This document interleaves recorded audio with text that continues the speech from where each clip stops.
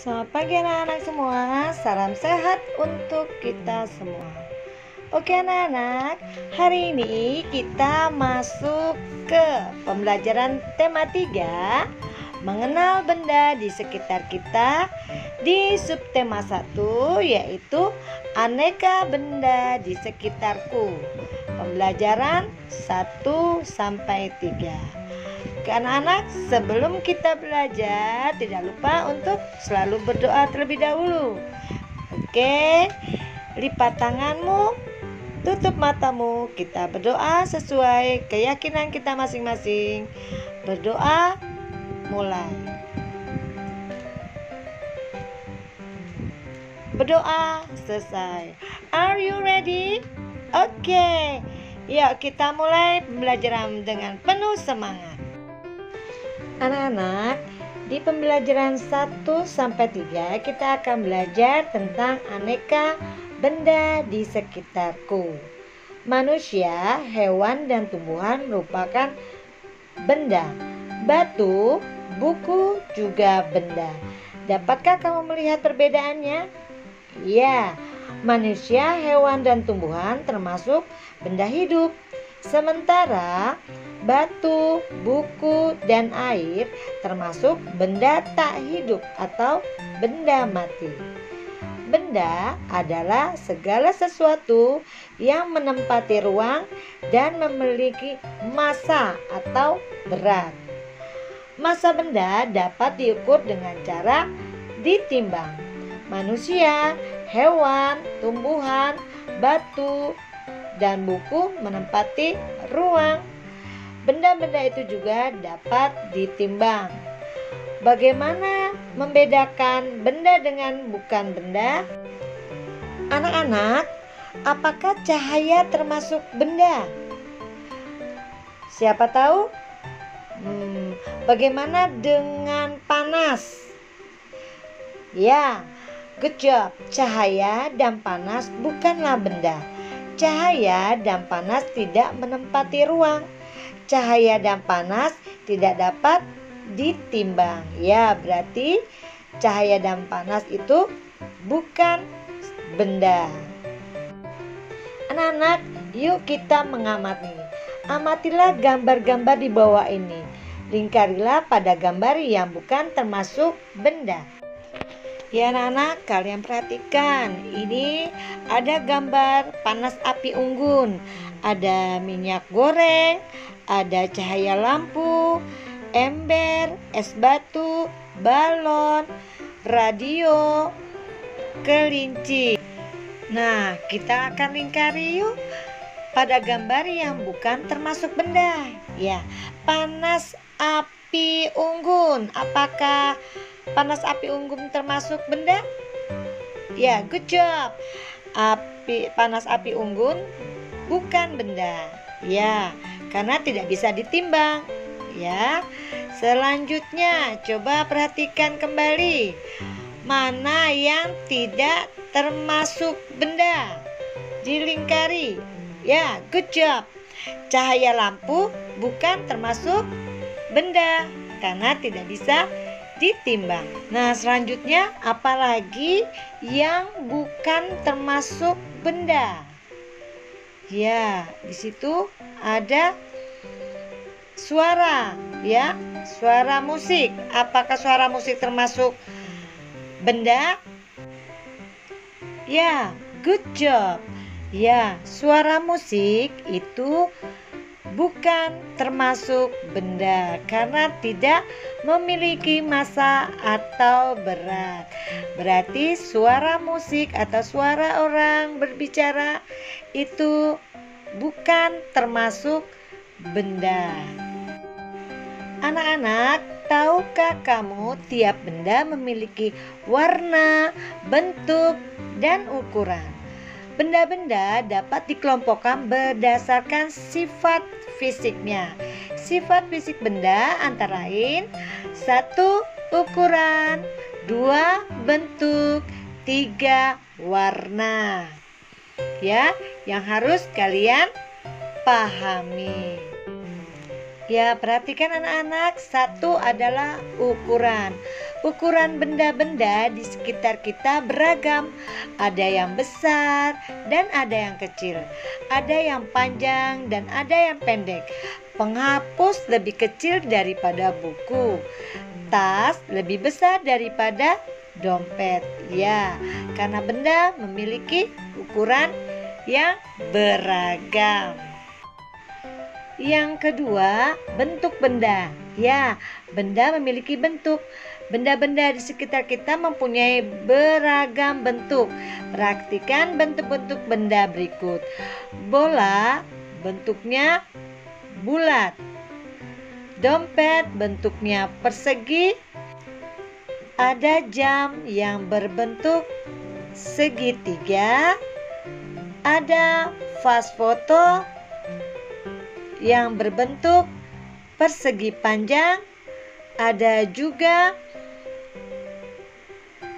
tempat catur yang berbentuk segi empat atau persegi. Nah, kalian juga bisa memperhatikan bentuk-bentuk benda yang ada di rumah kalian ya. Banyak bentuk-bentuk benda di sekitar kalian. Boleh kalian amati ya. Ketiga yaitu warna benda. Ya, benda-benda di sekitar kita beragam atau bermacam. Perhatikan warna-warna benda berikut. Nah, kalian perhatikan itu lingkaran berwarna apa? Ya, good job. Lingkaran berwarna biru. Persegi panjang berwarna, ya, good job, berwarna merah. Segitiga berwarna hijau, persegi berwarna oranye, dan lain sebagainya. Banyak sekali warna-warna benda-benda di sekitar kalian. Kalian perhatikan ya warna-warnanya. Anak-anak, benda dapat dibuat dari berbagai bahan. Ada yang dari plastik, ada yang dari besi, kayu, kaca, dan lain sebagainya. Ya, yang terbuat dari besi, contohnya apa? Ya, good job. Tempat minum, tempat makan, atau pernak-pernik mainan kalian juga terbuat dari plastik ya. Yang kedua dari besi, contohnya apa? Ya, good job. Ya, alat-alat dapurnya mama juga banyak yang dari besi. Panci, ya, penggorengan ada yang dari besi. Nah, yang dari kayu, misalnya, ya, good job. Ya, pensil kamu juga terbuat dari kayu. Ada yang dari kayu.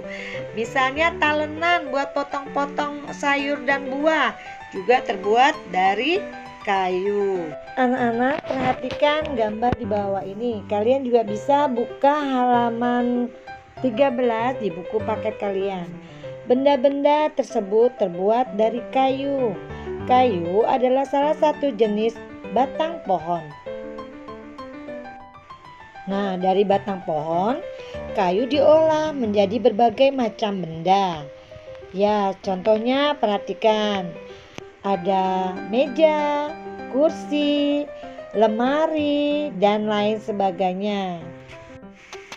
Nah, anak-anak, benda-benda yang terbuat dari beraneka bahan tersebut jika diketuk dapat menghasilkan bunyi yang khas. Tiap benda dapat menghasilkan bunyi yang berbeda-beda. Dalam seni musik terdapat dua jenis alat musik. Pertama yaitu alat musik melodis. Ciri utama alat musik melodis yaitu dapat menghasilkan nada. Yang kedua yaitu alat musik ritmis. Alat musik ritmis adalah alat musik yang tidak bernada, namun dapat menghasilkan irama lagu. Ada berbagai macam alat musik ritmis. Berikut ini beberapa contohnya.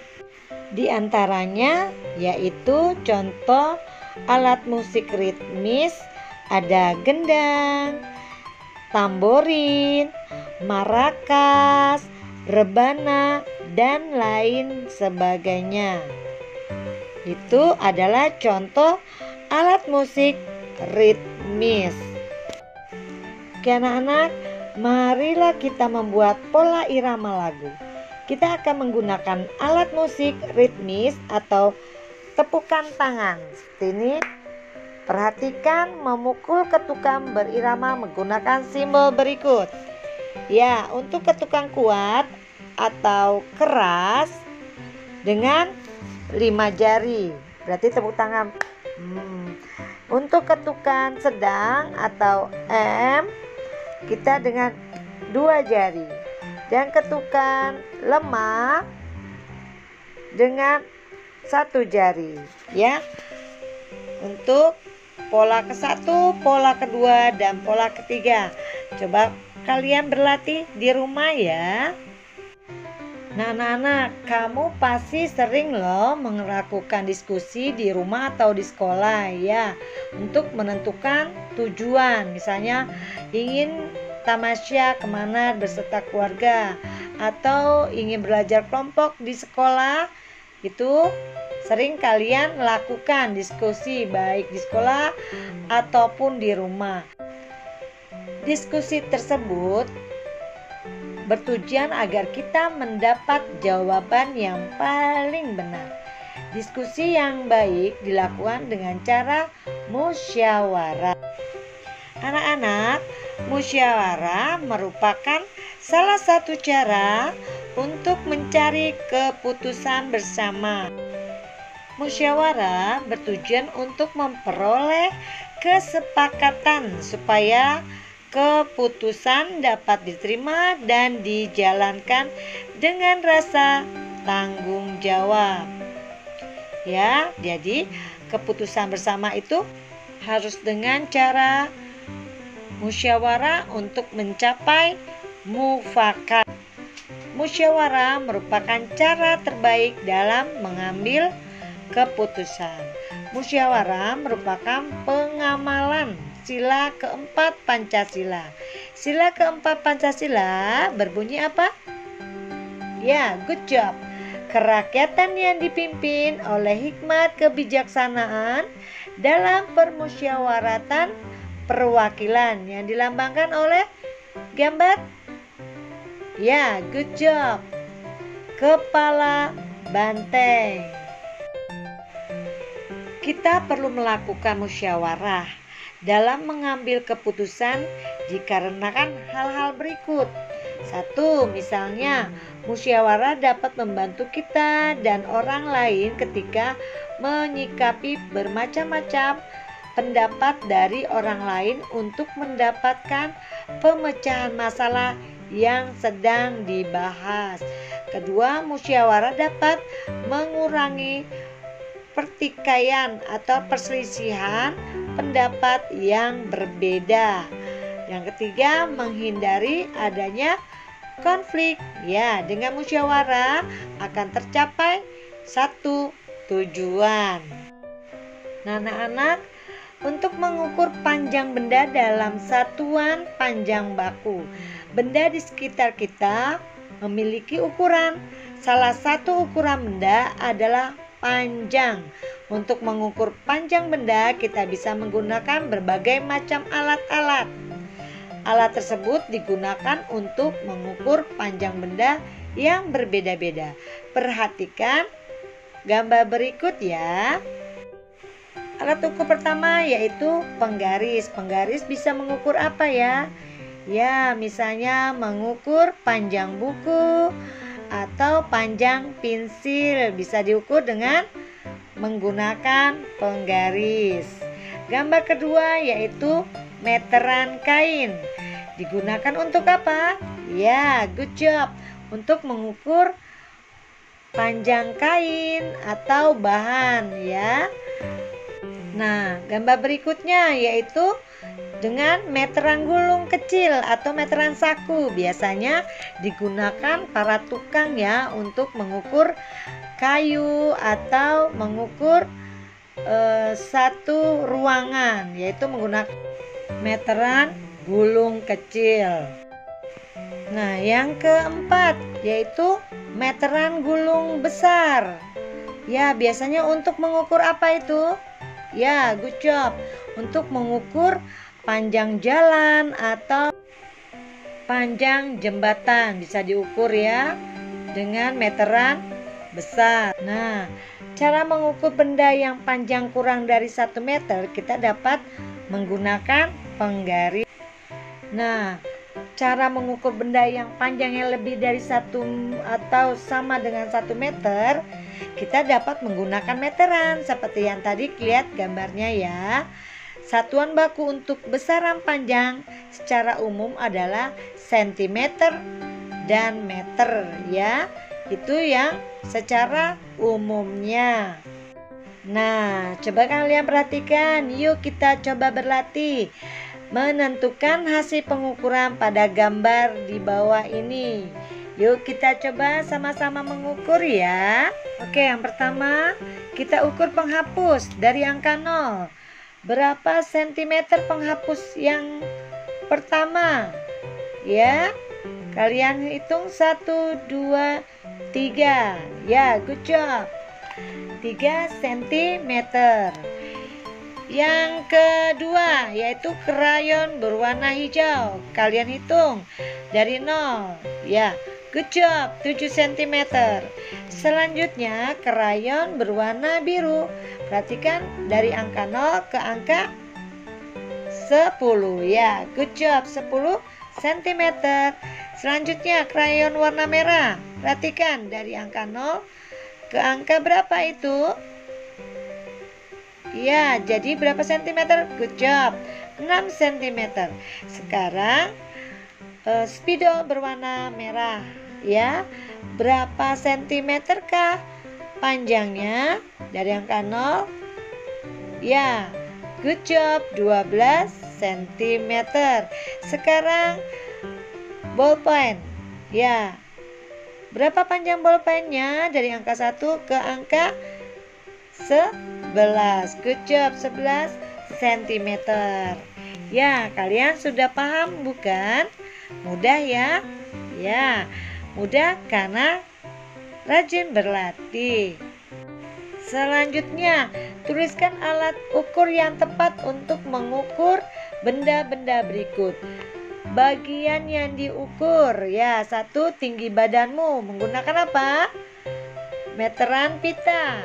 Untuk panjang lingkar pinggang menggunakan meteran saku. Selanjutnya panjang meja kelas menggunakan meteran saku. Panjang lompatan teman menggunakan meteran roll. Yang terakhir lebar papan tulis diukur menggunakan meteran saku. Good job untuk kalian semua.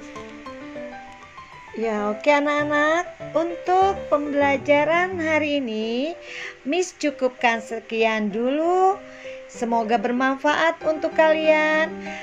Tidak lupa diulang kembali, dan untuk yang penting boleh kalian catat di buku catatan kalian. Oke, sebelum kita akhiri pembelajaran ini, tidak lupa selalu berdoa terlebih dahulu. Ya, sikap berdoa. Lipat tanganmu, tutup matamu. Kita berdoa sesuai dengan keyakinan masing-masing. Berdoa dimulai.